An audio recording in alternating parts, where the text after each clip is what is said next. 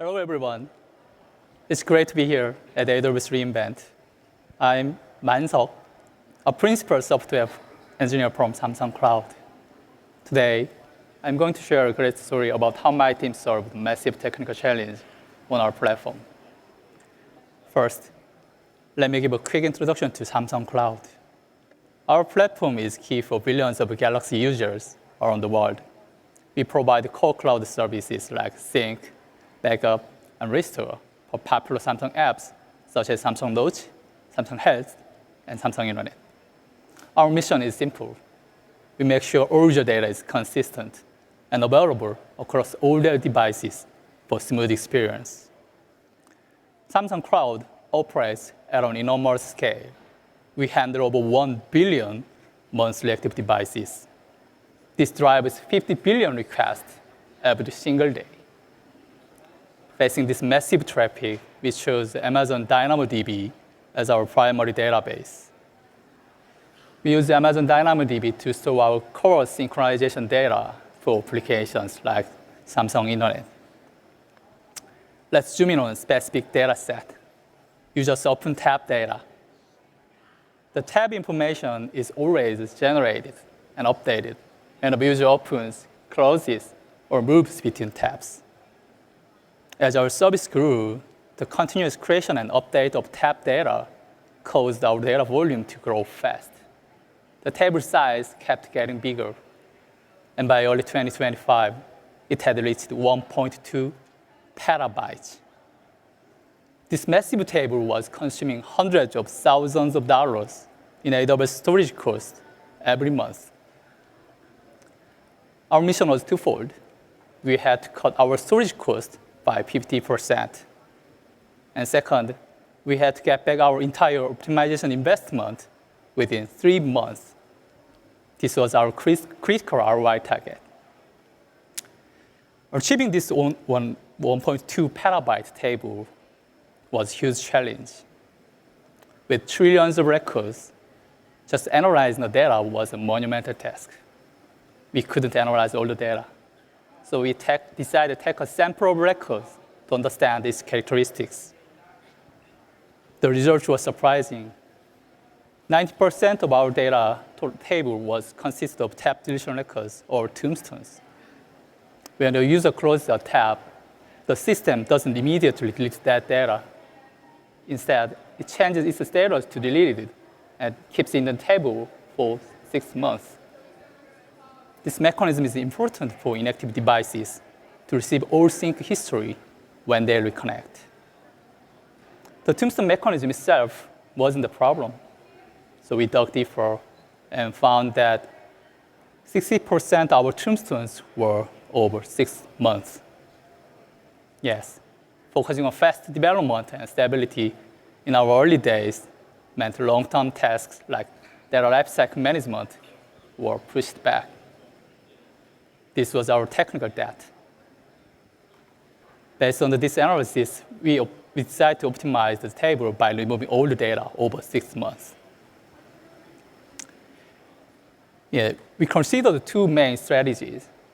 Strategy A was just clean up existing table to find and delete the data directly. Strategy B was create a new table and migrate only the data we wanted to keep. The direct scan and delete approach required scanning trillions of records, consuming massive RCU and WCU. This process was projected to take over 6 months. The total expense would equal to several months of storage fees. This massive spend made it impossible to hit our 3 months ROI target. So we immediately ruled out strategy A. By migrating only the necessary data, we were processing much smaller data set. We reduced the data volume to process to 40% of the original.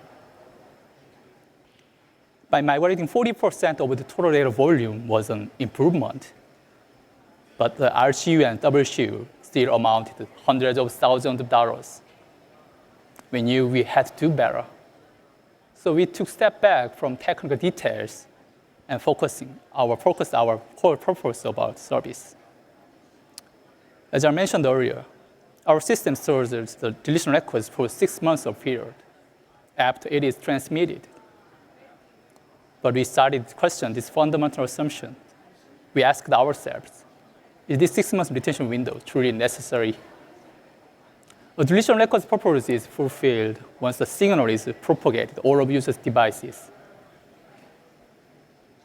To find the reasonable standard, we measured the time took for deletion records to be fully propagated to all of users' devices. The results of investigation was unexpected. Fewer than 0.1% of devices needed more than 1 week for tap deletion history to propagate. Remaining 99.9% completed propagation within 1 week. And remaining 99% of devices received deletion history in 3 days or less. Based on the data we just reviewed, we were faced with a pivotal decision. Should we shorten our deletion history window from 6 months to 1 week? The upside was substantial. By moving to 1 week, the amount of data to be migrated would shrink by 96%, from 24 weeks to just 1 week. This was a major reduction in storage and processing expenses. The trade-off, however, involved specific technical limitation. The roughly 0.1% of devices would lose the ability to perform delta-only sync. Those users would be forced to get full data set rather than just incremental changes. The problem caused by long inactive devices creates the system-level risk, the full sync storm. At Samsung Cloud scale, even 0.1% is millions of devices. If those devices were requested to sync or full sync at the same time, a massive traffic surge could overload the system and trigger throttling or downtime. When we hit this technical roadblock, we knew the solution wasn't just technical. So we had to dig into our core service domain. By collaborating with the Samsung Internet team, we learned the critical application behavior, 99 tap limit. This policy means no devices can ever have more than 99 open taps. This was our breakthrough. A full sync storm is only dangerous when the load is unlimited and unexpected. The 99 tap limit quantified the risk. This meant that the maximum data for any full sync was kept at a small and predictable size. This neutralized our biggest fear. With data propagation in sight and 99 tap policy in hand, our path was now crystal clear. We officially decided to change our deletion history window to 1 week. This decision meant that the total data volume to be migrated dropped from our previous plan of 40% and to just 10% of the original. Yes. A massive reduction from trillions of records to just hundreds of billions. With our final data strategy set, our mission was clear. Find 10% of only data that met our criteria in 1.2 petabytes table, migrate it to new table, and finish quickly to maximize the cost effectiveness. But for the Samsung Cloud team, there is even more important than the mission itself. It's our users. So before building anything, we established 2 principles that would guide every single decision in our migration process. The first principle was simple: user experience first. Our project could not cause any negative experience for the user. The second principle was controlled execution. Every step had to be predictable, observable, and fully controllable. These were not just slogans. They were absolute standard for every piece of our migration architecture. Our goal was not a system-level zero downtime, but zero downtime experienced by the user. To achieve this, we adopted the per-user migration strategy. Users not yet migrated continue to use the old table. Once the user's data migration is completed, all of their request is redirected to the new table. While the device's data is being transferred, the device is placed in a locked state. Any request that arrives during this lock is temporarily rejected until the migration finishes and the device is switched over. If a user requests this temporary error, the client automatically retries within seconds, ensuring near seamless experience. When a device sends a request, the sync service needs to know which table to use. To solve this routing problem, we introduced the control tower, the migration status table, MST. The migration status table records each user's migration status. For every sync request, the sync service queries the MST first, determines the user's migration status, and access to the right table. Sorry. Having seen this architecture, you've likely identified the key issue. Our flow regulator, which we will discuss next, protects the new table. It lamps up the right load steadily and smoothly, but nothing protects the migration status table. It was our single point of failure. To solve this single point of failure problem, we applied AWS constant work principle. We placed the Amazon less cache instance in front of the MST, made the sync service query the cache first. And the migration status table is pre-warmed so that the underlying dynamic table is ready to serve traffic instantly. And we also tuned the provision capacity's minimum value to guarantee the table always accepts the full request, even during the cache outages. This is what the AWS calls constant work principle. The goal of any migration is speed, but focusing only on speed hurts stability and control. This is why we adopted controlled execution principle. We didn't open the floodgates. We managed the flow. We limited the maximum number of concurrent users, much likely controlling a dam prevent a fraud downstream. This approach gave us 4 key advantages. It protects the old table from RCU problems, ensure the new table scaled predictably, make sure our infrastructure was stable, and secure the observability by making our data flow thin and constant. To implement this controlled speed control, we create a flow regulator using a combination of a job feeder and working queue. The job feeder supplies the user IDs to working queue. The migration worker pulls the jobs from the working queue and executes the data migration. The queue strictly limits the maximum number of users being migrated. If a queue fills up, a backportion mechanism is automatically pauses the job feeder. This self-regulating system makes sure our throughput stays exactly at the planned level. Our last technical hurdle was how to find 10% of necessary data within 1.2 petabyte table. If we had to read every item, just decide if we needed it, we would still incur massive RCU costs and immediately threatening our project timeline.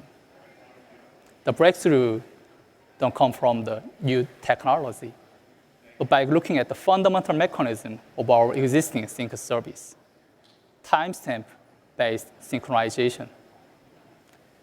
Our sync mechanism works by tracking by timestamp the exact time of next modification.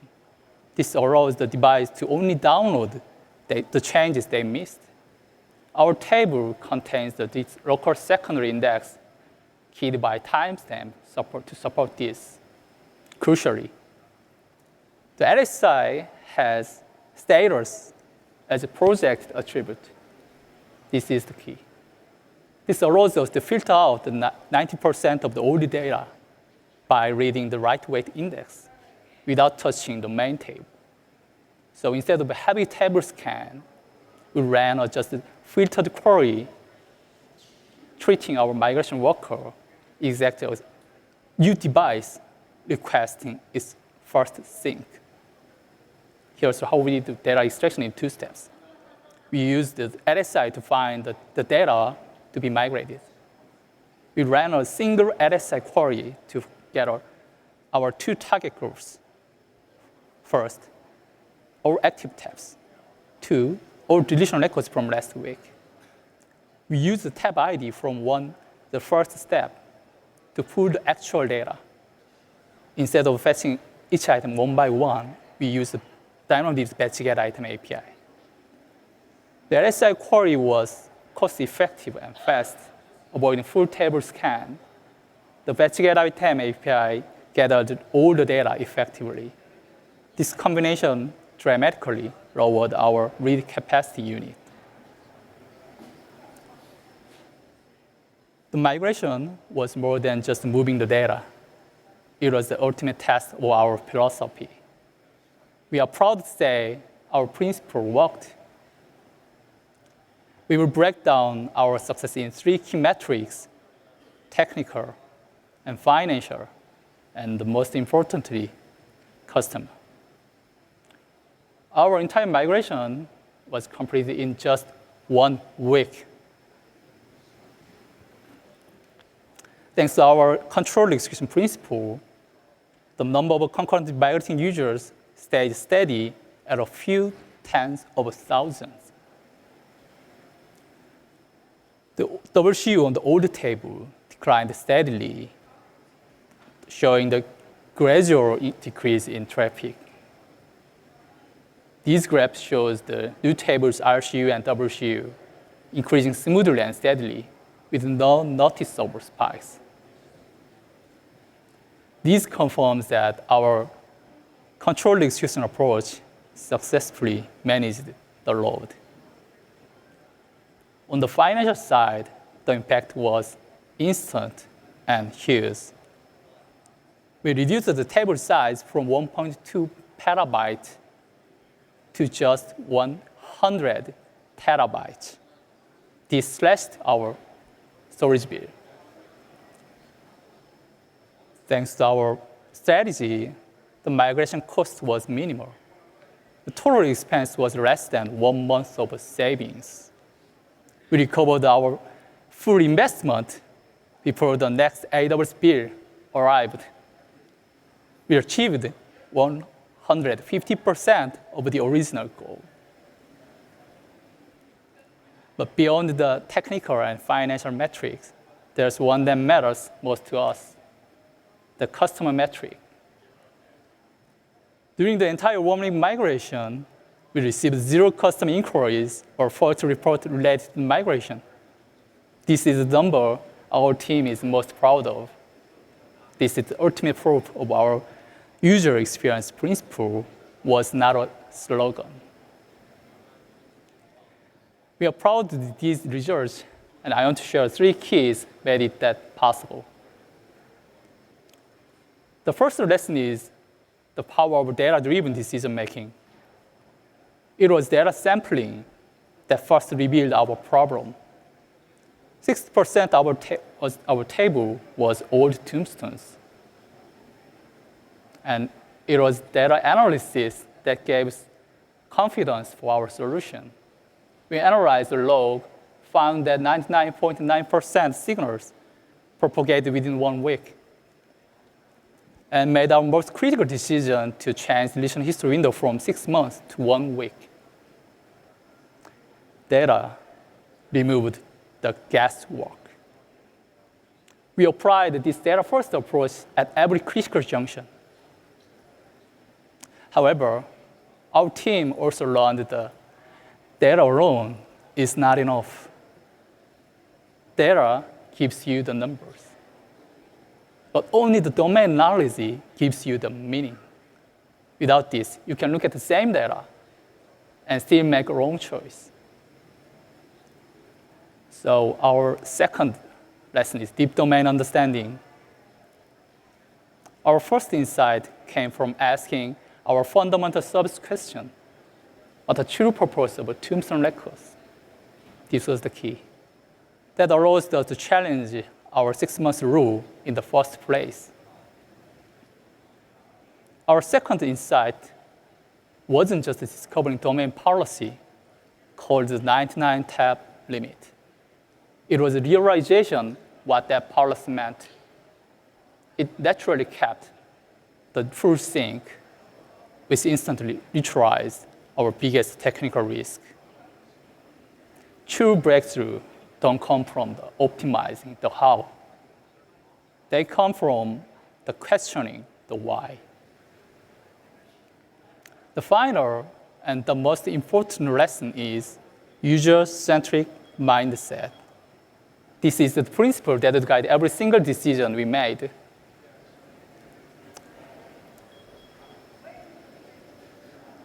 Yeah. Technical and financial success means nothing if you compromise the user experience. This mindset is why we choose the safest path instead of the easy one. And in doing so, our team learned what the true measure of success is. It's not a petabyte we migrated or the dollars we saved. It's the trust we kept with our users. A 1.2 petabyte migration with 0 customer complaints. Thank you.